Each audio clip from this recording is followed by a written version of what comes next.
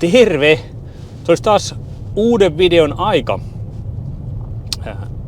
Nyt ei ole tällä kertaa autovideo kyseessä, vaan nyt on aiheena suomalaisuus. Ja oikeastaan meidän pitäisi olla niin kuin paljon enemmän ylpeitä itsestämme.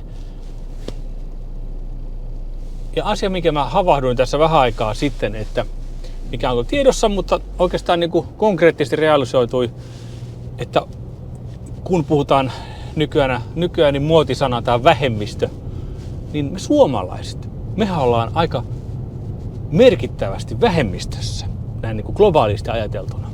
Suomalainen luonnehan on hyvin tämmöinen vähän nöyristelevä, vaatimaton. Me ei pidetä itsestämme oikein meteliä millään tavalla. Tuntuu, että me ei oikein arvostetakaan edes omaa kulttuuria millään lailla. Ihannoidaan kaikkea ulkomaalaisia brändejä, ulkomaalaisuutta. Sen huomaa jo siitä, kun menee vaikka kauppakeskukseen, niin siellähän ei suomenkielisiä yrityksiä juurikaan ole. Kaikki on jos jonkin sortin englanninkielisiä väännöksiä jostakin. Se perin suomalaisuus on aika tipotiessään. Ja meillähän on tämmöinen sanontakin ollut, että vaatimattomuus on hyve. Mutta viime aikoina, ja itse asiassa jonkun aikaa mulla on väkisinkin tullut tämmöinen ajatus, että nyt alkaa olla, tai on jo pitkän aikaa ollut tilanne, että se vaatimattomuus se ei enää ole kaunista. Mutta enää vaatimattomuus ei ole todellakaan kaunista, ja nyt se on alkanut muuttua itseään syöväksi. Halusin lähteä purkamaan sitä, että kuka tässä maapallolla oikeasti on vähemmistö. Jos tätä maapalloa katsoo yhtenä kokonaisuutena, niin kuin yleensä kannattaa katsoa sillä vähän laaja-alaisesti, eikä vaan sitten sitä yhtä pientä kohtaa. Välillä tuntuu julkisessa keskustelussa, että Suomi on maailman napa ja maailman kehittyneen maa ja suurin maa ja kaikkea vastaavanlaista. Tämmöinen mielikuva ja harhaluulo tuntuu aika monella olevan vallalla. Suomihan ei todellakaan ole mitään suurta ja hallitsevaa. Ja jos ajatellaan vaikka ihan tämmöinen niin kuin väkilukuhan on semmoinen aika mun mielestä hyvä mittari. Suomessa asuu avauttiarallaan 5,5 miljoonaa ihmistä. Ja sitten jos lähtee vaikka ihan listaamaan tämmöisiä kansallisuuksia, mitkä Suomeen aika isossa määrin on viime aikoina saapunut, niin esimerkiksi Somaliassa siellä on 19 miljoonaa ihmistä. Sudanissa 50 miljoonaa ihmistä. Iranissa yli 90 miljoonaa. Irakissa 46 miljoonaa. Syyriassa 25 miljoonaa. Ja Ukrainassakin lähes 40 miljoonaa. Että näihin verrattuna me ollaan aika pieni kansa. Maailmanlaajuisesti maailmassa on valtiota vähän laskentavasta riippuen noin 195. Ja arvatkaapas millä sijalla väkiluvun perusteella Suomi on. Ei ole ihan top 5 eikä top 10. Eikä ole top 50. Onko top 100? Ei. Suomi on siellä 122. Euroopassakin on valtioita taas laskentatavasta riippuen 44. Olisikohan Euroopassa Suomi kärjessä? Ei ole. Ei olla edes puolivälin paremmalla puolella. Ja nyt kun näitä lukuja laitetaan rinnakkain, niin voi ihan reilusti kysyä, että mikä maa on vähemmistössä. Mutta silti viime vuosina yleisessä keskustelussa tämä asetelma on käännetty ihan päälaelleen, että me ollaan niin kuin enemmistössä. Puhutaan vähän ikään kuin Suomi olisi jonkin sortin todella vahva enemmistö, jonka pitäisi jatkuvasti joustaa, väistyä ja hävitä näkyvistä, jotta muut tuntisi olonsa turvalliseksi. Ja nämä ihmiset, mitkä tämmöistä agendaa ajaa, nehän ei katso tätä asiaa kovin globaalista näkökulmasta, vaan aika kapeasta näkökulmasta. Suomi-rajojen sisältä käsin. No tää suomalaisten huono itsetunto, sehän ei todellakaan ole sattumaa. Me ei olla sen takia huonon itsetunnon omaava kansa, että meissä olisi jotakin vialla. Ei todellakaan. Siitähän ei ole kyse. Se on nimittäin, kyse on historiallisesta perinnöstä. Me ollaan oltu vuosisatoja muiden valtojen alla. Meiltä on viety kieli, uskonto, päätösvalta ja oman arvon tunto. Meidät on opettu olemaan kiitollisia pienistä murusistakin ja olemaan tekemättä itsestämme numeroa. Ja ikävä kyllä, sehän näkyy edelleen todella vahvasti. Me ajattelemme helposti, että oma kulttuurimme on jotenkin noloa, vanhanaikaista tai ongelmallista. Tämä suomettuminen noussut aika vahvasti esiin taas viime aikoina. Me mielistelemme, me taivumme. Ja jostain hiton kumman syystä me kuvitellaan, että menestys ja hyväksyntä tulee vain, jos lakkaamme olemasta liikaa suomalaisia.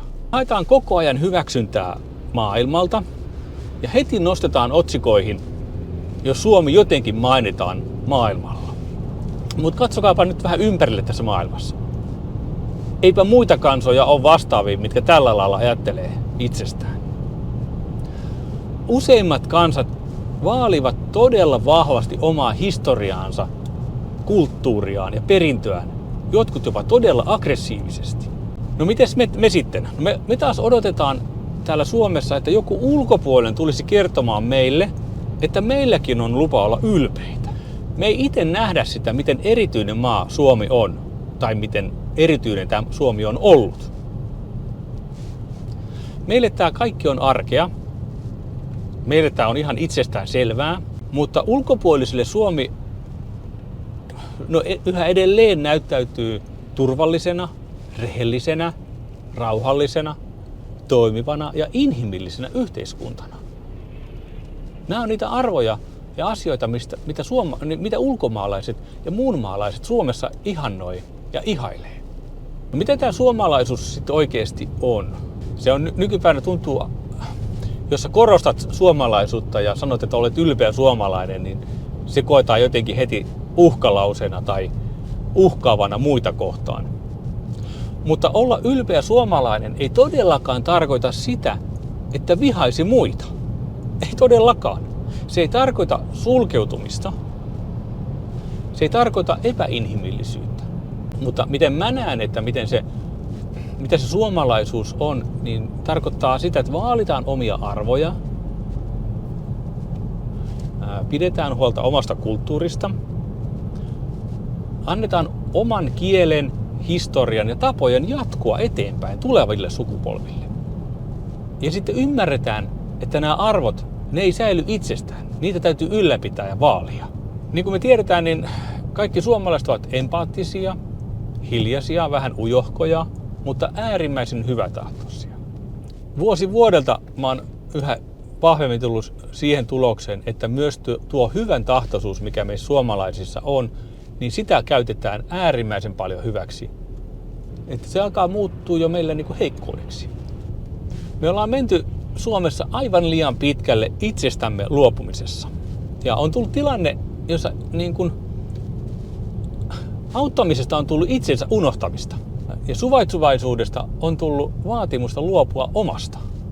Ja tämän huomaa nyt esimerkiksi kouluissa, päiväkodeissa, uimahalleissa, kun omaa kulttuuria häivytetään näkyvistä ja samaan aikaan toivotaan muiden kulttuurien kukoistamista. Ja nimenomaan semmoisten kulttuurien, jotka on paljon isompia kuin meidän tämä Suomen kulttuuri ja mitä suomalaisuus on.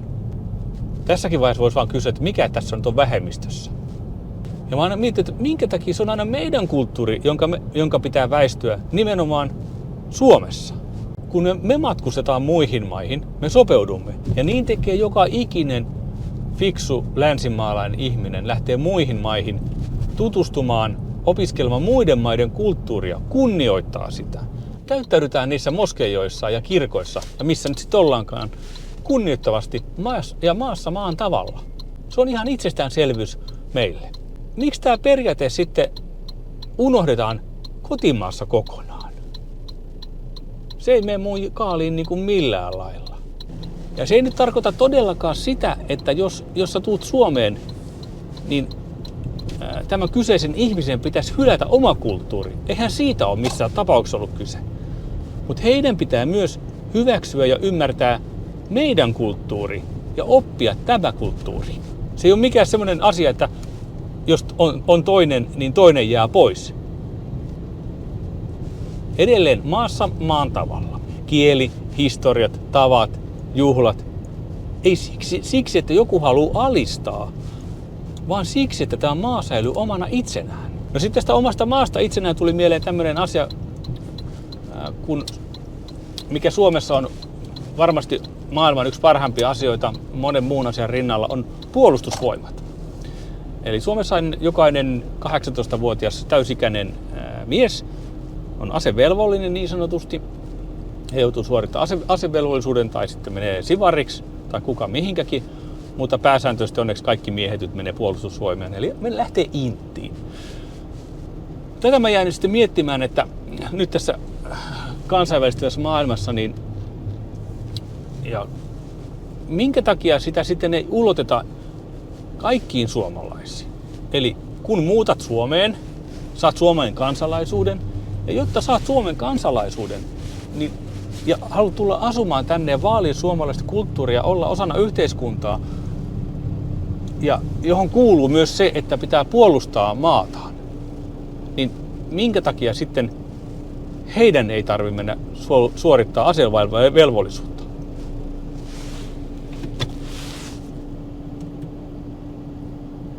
Kyllä mä sanoisin vaan, että maassa maan tavalla, että jos tänne tulee, niin ei muuta kuin sit sinne vaan puolustusvoimiin. Ei ehkä välttämättä tarvitse tehdä samanlaista showta yhtä pitkään, mutta kyllä mun mielestä pitäisi sitten niin kuin, että siinä vaiheessa, jos tilanne tulee, niin on siinä samalla viivalla kuin me muut kantasuomalaiset niin sanotusti. No, mä oon melko varma siitä, että Suomen uhkahan, suurin uhka ei tule tuolta itärajan takaa, että kyllä Suomen suurin uhka on EU itsessään ja sitten tuolta etelämaista tuleva väenpaljous. Et me ollaan se oikeasti se vähemmistö. Harva uskaltaa sanoa tätä ääneen. Suomalaiset on globaalisti vähemmistössä. Meidän kielemme on harvinainen, meidän kulttuuri on täysin ainutlaatuinen, meidän historia on täynnä selviytymistä, alistamista ja uudelleen nousemista. Ja juuri siksi sitä pitää suojella, ehkä missään nimessä lakasta maan maton alle. Ja jos joku sanoo olevansa vähemmistöjen puolella, hänen todellakin pitäisi ymmärtää tämä näkökulma. Vähemmistö ei ole aina se, joka on äänekkäin tai näkyvin. Vähemmistöhän voi olla myös se, joka on hiljainen, pieni ja hajallaan, mutta jolla on oikeus olla olemassa. Ylpeys ei todellakaan ole syntiä. Me voimme olla ylpeitä Suomesta ilman, että olemme ylimielisiä. Me voimme arvostaa omaa kulttuuriamme ilman, että halveksimme muita. Me voimme vaatia omamme säilyttämistä ja silti olla ystävällisiä, auttavia ja yhteisöllisiä. Suomi on ihan maa. Suomi on maa, josta kannattaa pitää huolta. Suomi on maa, jonka kulttuuri ansaitsee tulla nähdyksi, kuulluksi ja opituksi. Meidän ei todellakaan tarvitse kumartaa koko ajan muihin suuntiin. Välillä on lupa katsoa itseämme ja sanoa, perkele, tämä on meidän kotimme ja se on arvokas. Ole ylpeä, älä ole liian vaatimaton. Suomi tarvitsee sitä. Tässä oli tämmöinen hyvin isämaallinen teksti. Ehkä mä seuraavalla videolla keksin taas jotakin autoaiheesta sisältöä. Mutta kiva, kun katsoit tämän mun isämaallisen videon. Kiva, kun katsoit tosiaan tänne asti tämän videon ja mä rupean tässä pikkuhiljaa tekemään, tai mä itse käyn tekemään tämmöistä pari käytetyn auton koeajojuttua tässä välissä. Ja sitten rupean pikkuhiljaa suunnittelemaan seuraavaa videoa. Halipat suidaan.